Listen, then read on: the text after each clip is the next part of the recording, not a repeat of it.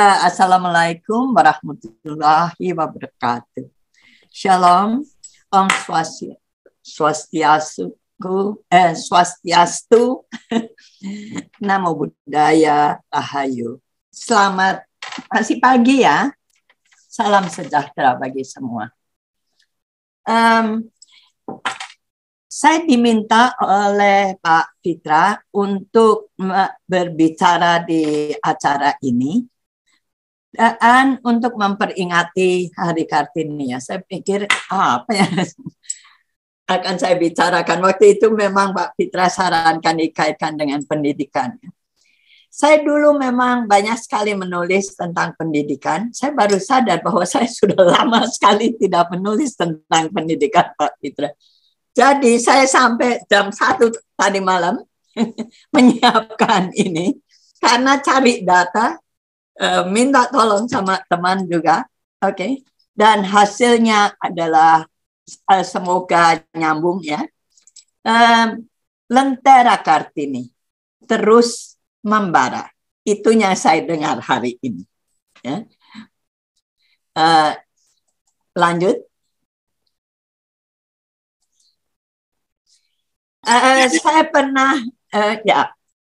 Saya pernah diminta untuk menulis tentang Kartini dengan Profesor Saparina Sadli waktu itu. Beliau salah satu penulis di sini juga. Tetapi saya tidak ingat apa sebabnya akhirnya tidak jadi. Sementara saya sudah kumpulkan begitu banyak buku. Jadi Kartini ini selalu sampai sekarang tetap saja menjadi sumber inspirasi bagi banyak orang Indonesia. Dan saya senang sekali karena rupanya pemikirannya luar biasa. Ya. Namun ketika saya cari pemikirannya tentang pendidikan, nah itu yang tidak begitu banyak. Ya. Akhirnya hanya satu buku ini saja yang sebelah kanan yang ada sedikit tentang pemikiran tentang pendidikan. Berikut, apa itu? Ingin saya bacakan. Next, please. Oke, ini konsep pendidikannya. Kesadaran anak-anak harus dibangun bahwa mereka harus memenuhi panggilan budi dalam masyarakat terhadap bangsa yang akan mereka kemudikan. Inilah yang terus saja bergaung di benak saya mendengarkan ketiga pembicara sebelumnya. Nanti saya tuangkan pemikiran saya. Apanya sebetulnya bergaung itu? Adalah kewajiban para guru menjadikan anak-anak perempuan yang dipercayakan kepada mereka menurut pandangan mereka yang sebaik-baiknya dan dengan sekuat tenaganya perempuan-perempuan yang beradab, cerdas, sadar, dan panggilan budinya dalam masyarakat. Ya, sumbernya ini saya berikan. Jadi waktu Kartini memang tidak ada sekolah seperti yang kita ketahui sekarang. Beliau kan tidak mengikuti itu ya, tidak berpengalaman dalam keadaan itu. Tetapi memang ibu kita Kartini ini bukan main, luar biasa kecerdasannya ya. Saya tidak tahu siapa yang melebihi beliau itu ya, bukan main. Banyak sekali ide-idenya tentang kehidupan bermasyarakat. Tetapi semuanya adalah dinilai-nilai. Yang sekarang tidak ada yang membicarakan. Dan itulah masalah yang tadi diungkapkan, dialami oleh banyak perempuan. Ya. Next, please.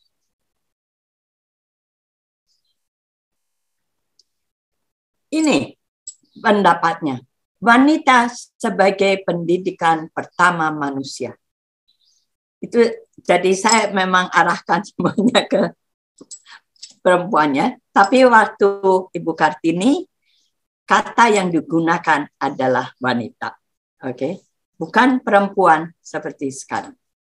Bukan tanpa alasan orang mengatakan kebaikan dan kejahatan diminum anak bersama air susu ibu. Ya. Jadi pentingnya seorang ibu, ya, untuk anak-anaknya, untuk generasi mendatang, untuk bangsa yang akan datang. Alam sendirilah yang menunjukkan dia untuk melakukan kewajiban itu. Dia nggak usah tidak selalu harus diajari, tetapi lebih baik kalau dia diajari. Sebagai ibu, dialah pendidik pertama umat manusia. Di pangkuannya, anak pertama-tama belajar merasa, berpikir, berbicara. Dan dalam kebanyakan hal, pendidikan yang pertama-tama ini bukan tanpa arti untuk seluruh hidupnya.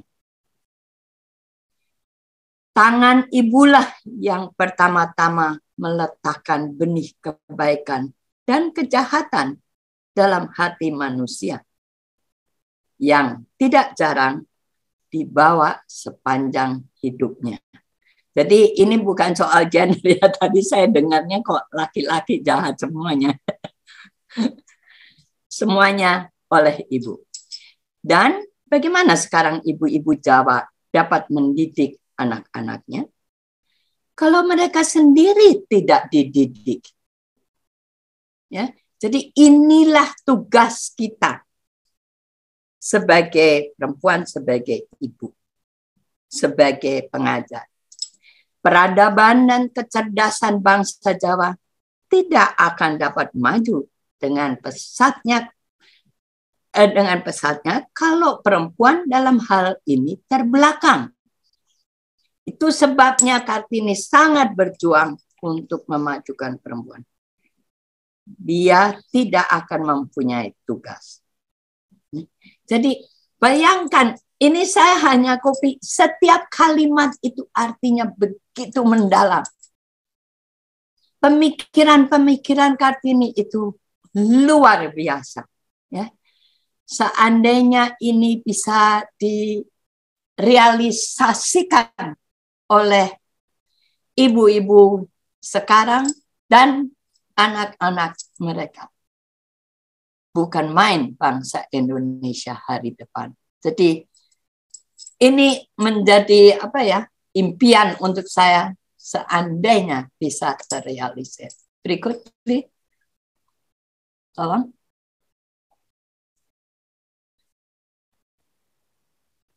Berdasarkan itu, saya kemudian melihat data, karena memang saya sudah mau cari data kan, kayak apa sih keadaannya, saya sudah tidak tahu. Rupanya ini saya hanya bisa memperoleh data abad ini. Bukan hanya abad ini, praktis dasawarsa yang lalu. Ya.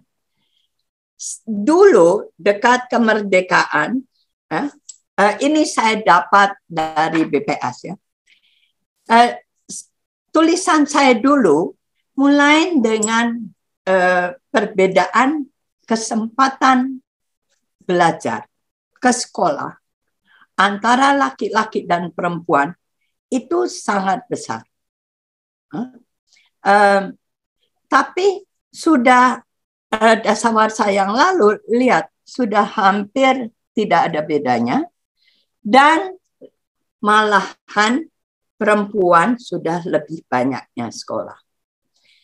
Mulai dari SD memang perbedaannya tidak banyak. Ya. Dulu kan kita pembenaran, penilaian harga perempuan lebih rendah dari laki-laki. Itu karena katanya kan perempuan lebih sedikit pendidikannya. Perempuan itu terbelakang lah dibandingkan dengan laki-laki. Faktanya adalah ini. Dan ini adalah data Indonesia. Ya. Jadi kalau di SD sudah jauh lebih lama perempuan sudah relatif lebih banyak anak perempuan yang bersekolah daripada anak laki-laki di SD. Sekarang juga sudah di SMP, bahkan sudah sampai ke usia 19 ke 24 ketika mereka sudah di perguruan tinggi.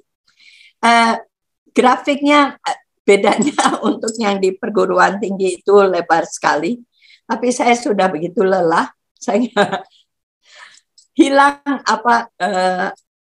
di mana saya bisa perbaiki itu ya, minimum maksimum. Itulah yang fakta yang terjadi. Jadi perempuan, lebih banyak perempuan yang berpendidikan. Intinya apa? Janganlah terima kalau dikatakan perempuan itu lebih, pokoknya kurang lah dibandingkan dengan laki-laki.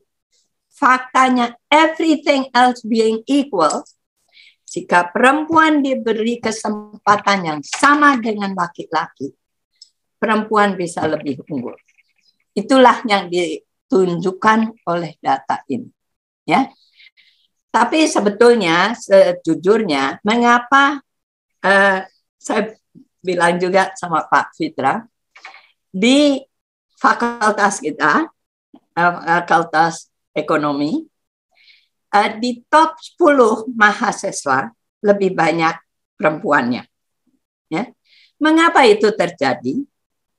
Karena untuk perempuan bisa masuk ke UI, itu lebih sukar daripada untuk laki-laki. Jauh lebih selektif untuk perempuan daripada laki-laki. Sehingga perempuan yang masuk lebih banyak yang lebih unggul daripada yang laki-laki. Jadi it's a selectivity issue kalau terjadi itu. Dan itu membuktikan perempuan bisa dan kalau dia bersedia. Nah, inilah katanya. Kata yang penting sekali adalah kalau dia bersedia. Oke? Jadi yang terlihat adalah tingkat partisipasi sekolah tidak banyak beda antara laki-laki dan perempuan. Hal ini mengapa terjadi? Karena dulu tahun 1970-an ada SDN Press, ya, membuka kesempatan yang sama karena sekolahnya harus diisi juga kan. Jadi dan sekolah jadi lebih dekat ke rumah, perempuan boleh ke sekolah oleh orang tuanya. Ya. Dan inilah pembuka jalan untuk kesamaan.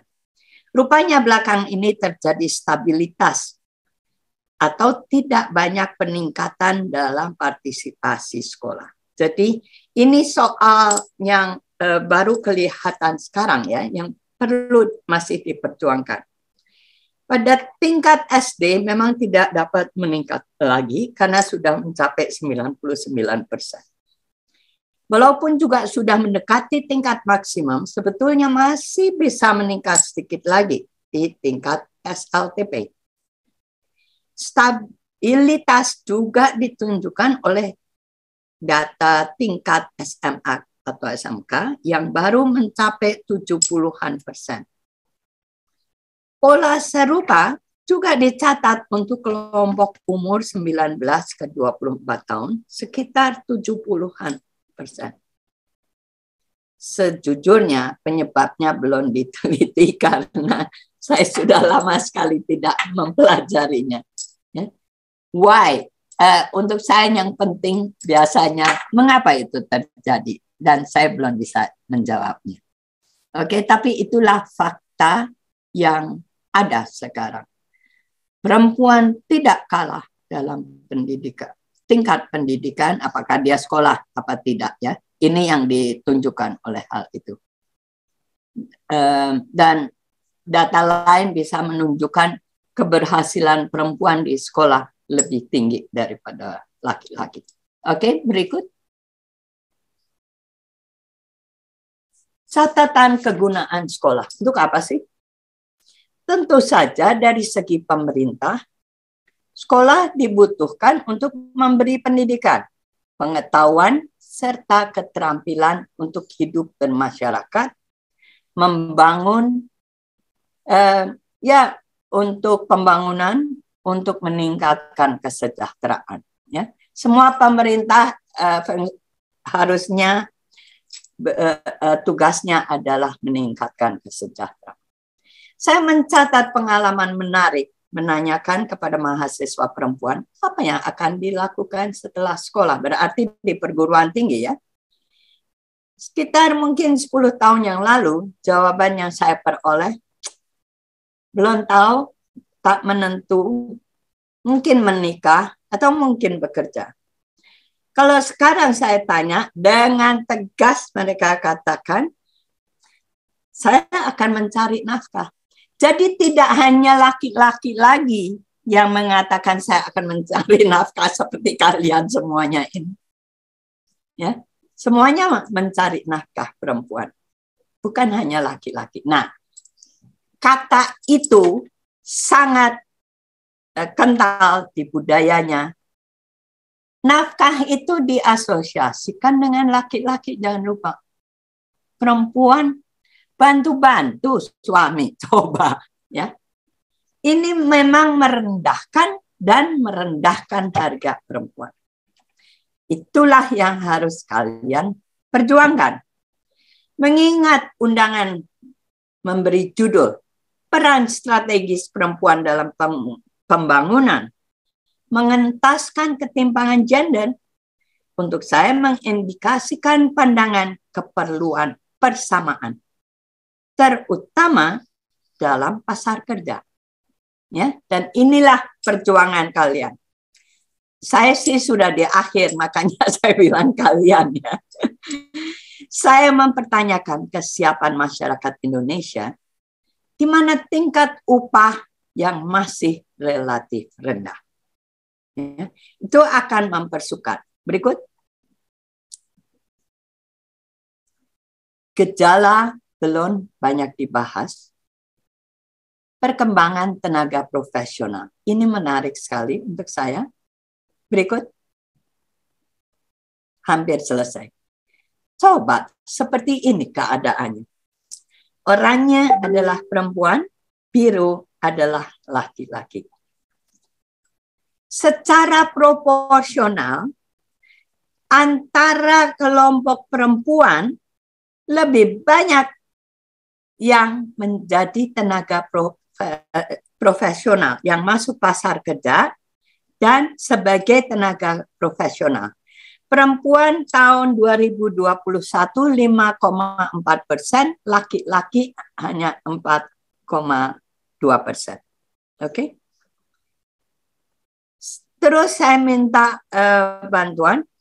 Jangan, karena ini saya dapat dari BPS ya. Berikan saya angka absolutnya. Rupanya itu bedanya juga jauh lebih banyak. Tenaga profesional. Oh, ini salah ya judulnya. Tenaga profesional itu 10 juta. Sorry, yang kanan ini gambarnya, maaf ya. Ini sebentar. Kalau kemungkinan kebalik ya. Yang kiri absolut, yang kanan ini persen dari total pekerja ya. Persen tenaga profesional dari total pekerja di perempuan jauh lebih tinggi yang masuk pasar kerja. Kalau begitu, mengapa secara rata-rata pendapat gaji perempuan lebih rendah dari laki-laki? Berikut, coba lihat. Yang kiri saya dapat dari, ya saya cari di Google ya, tulisan orang. Ini menunjukkan rata-rata upah bersih sebulan. Yang hijau itu diperoleh laki-laki.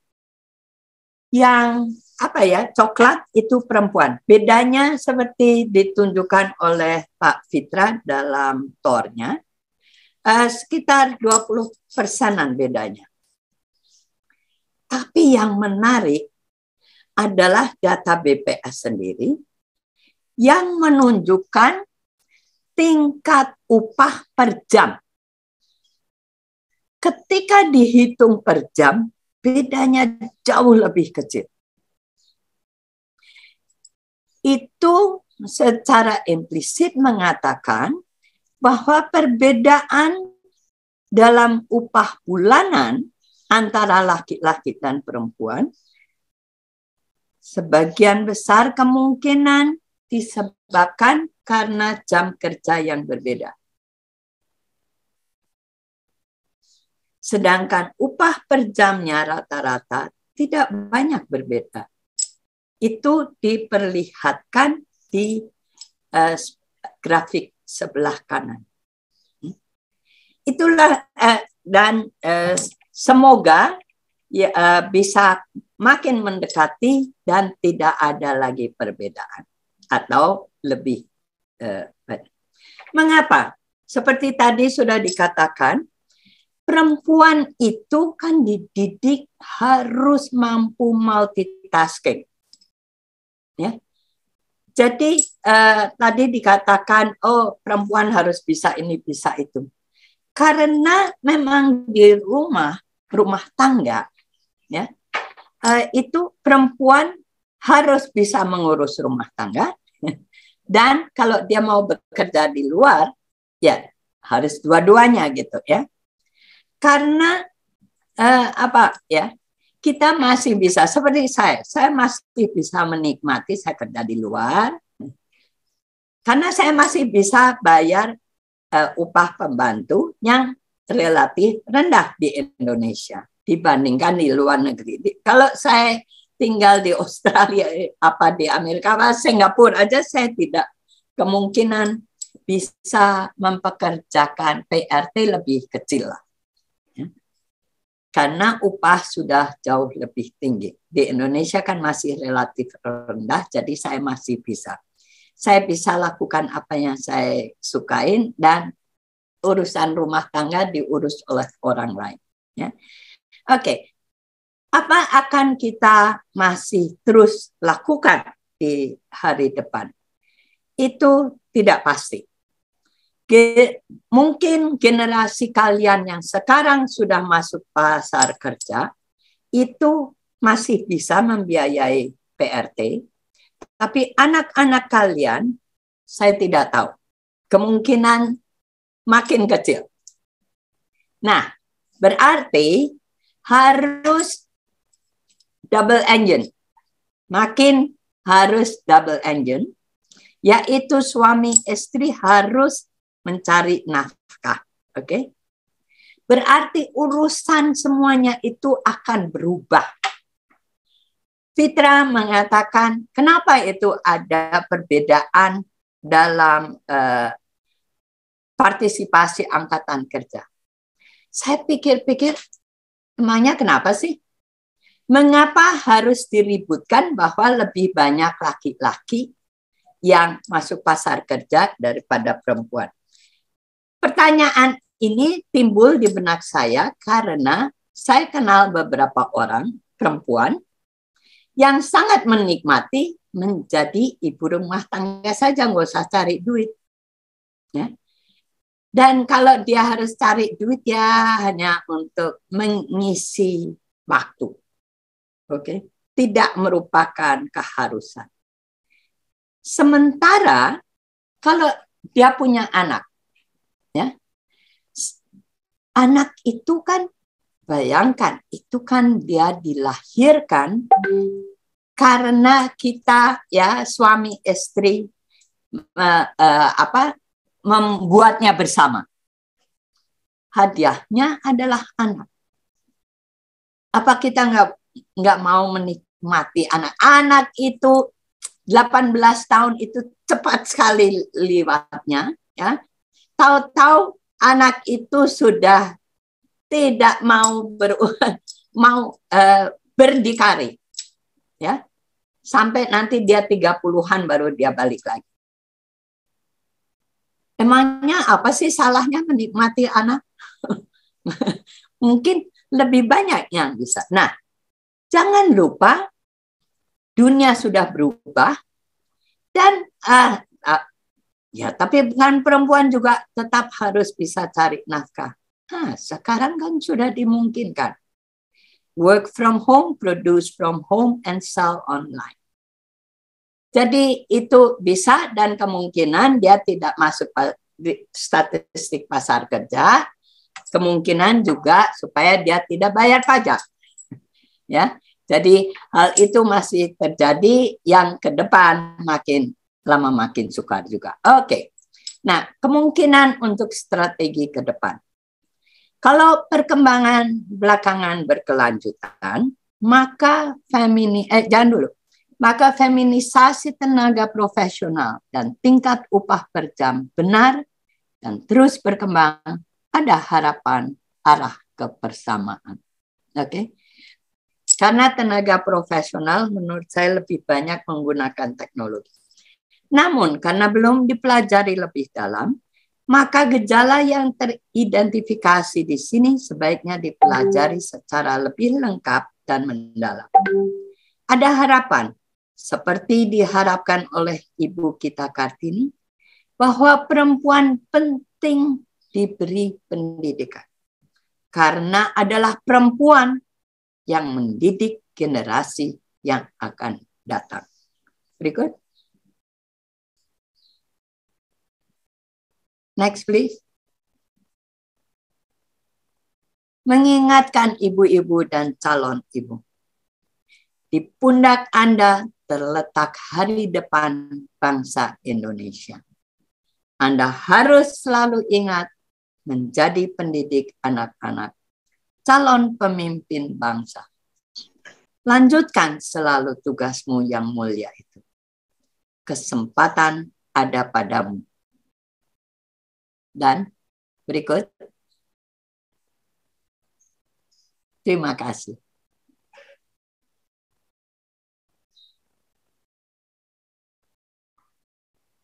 Terima kasih Prof untuk pemaparannya.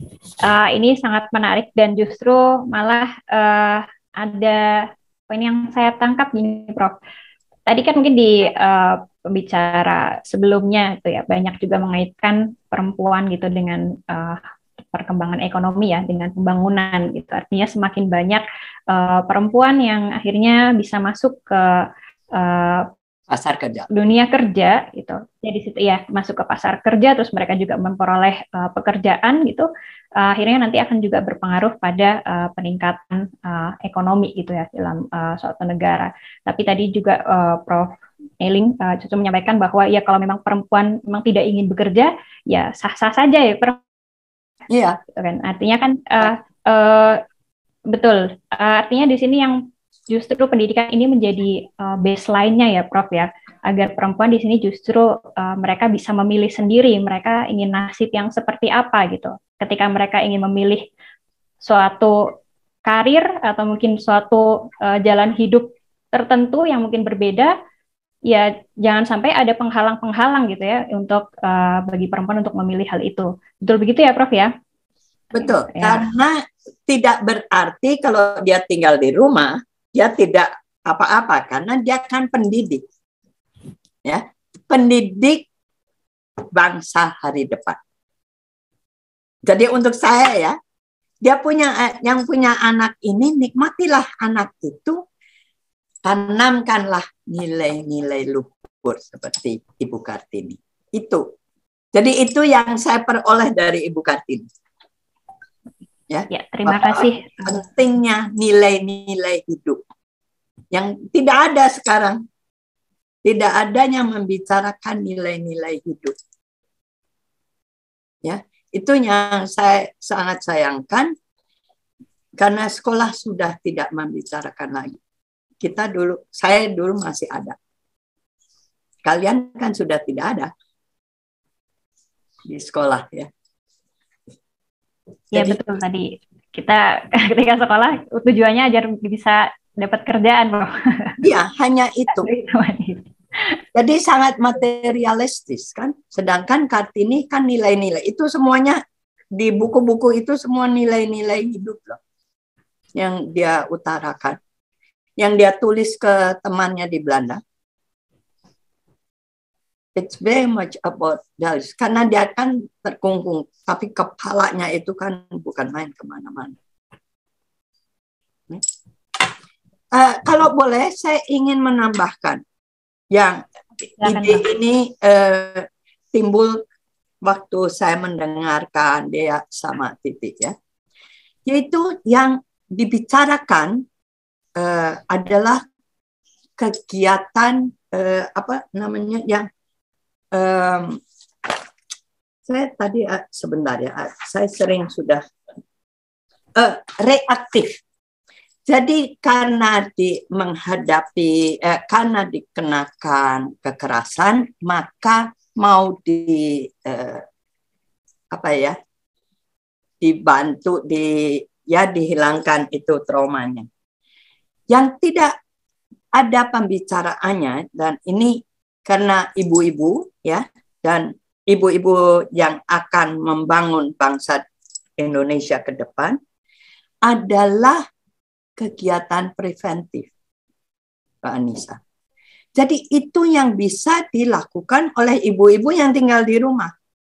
Bang, apakah karena ini yang diharapkan, bikinlah apa mata ajar kayak apa kursus untuk preventif untuk laki-laki dan perempuan. Anak laki-laki dan perempuan itu yang belum ada. Jadi ini reaksi saya terhadapnya, saya dengar ya Bu Anissa. Kok tidak ada yang membicarakan perlunya preventif, mengajarkan apa yang tidak boleh. Itu kan nilai-nilai. Ya. Terima kasih. Baik.